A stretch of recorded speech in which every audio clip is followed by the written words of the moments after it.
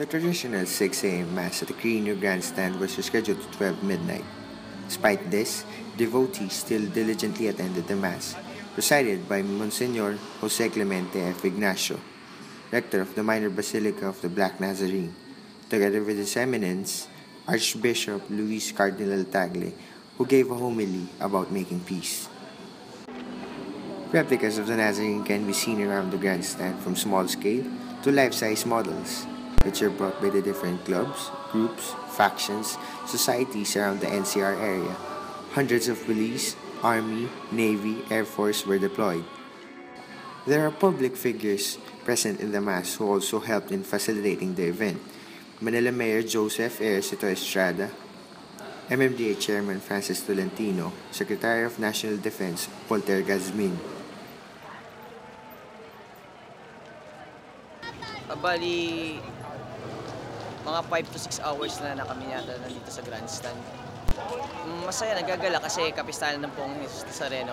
Bali, kumbaga, papasalamat na rin kasi sa mga blessings na nangyari at naganap sa buhay.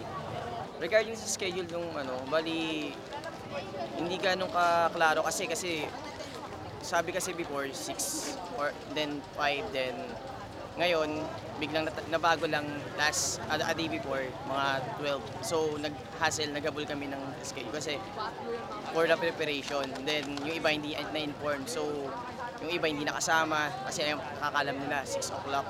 Then ayun, bali nakaka-disappoint lang. Ako, yung pinapanalangin ko sa Poong Nazareno, magkita ulit kami ng kapatid ko at patuloy ng magkagabay sa amin sa pamilya ko at sa mga magiging future. There are Samaritans who gave food and drinks to their fellow devotees. One of them is a group named Binondo Gay Society. Yung pagpunta namin dito sa Pista ng Nazareno, part lang din namin ng panata. Kaya lang hindi namin kaya yung mga humila o pumasad. Kaya in a way na nagkaroon kami ng simple gift giving na first time din namin ginawa para sa kapistahan ng Mahal na Senyor ng Nazareno.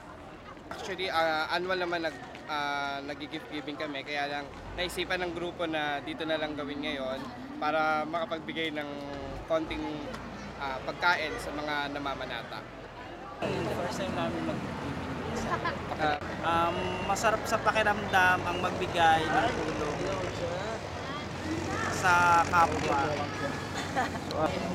Ang Binondo Gay Society, tinayo siya since 1990 sa mga elders namin na Exclusive lang po sa exclusive na taga Binondo lang na mga gay. Lagi namin project syempre yung lalo na pag may fiesta o community-based na activities or fiesta like contest, Miss Gay or gift giving. Tapos syempre nandun yung kapatiran din ng isang organisasyon. So far, ang magto 25 years kami this year. 25 years na ang BGS at sa 25 years na yon, we proud na kinikilala ang Binondo Gay Society sa lugar ng Delpan, Binondo, Manila. Actually, yung kaibigan po namin yung nag-provide, yung kaibigan namin na practicing Catholic yung family na from Binondo Church. Sila yung nag-provide ng pagkain. Kami ang Binondo Gay Society, ready to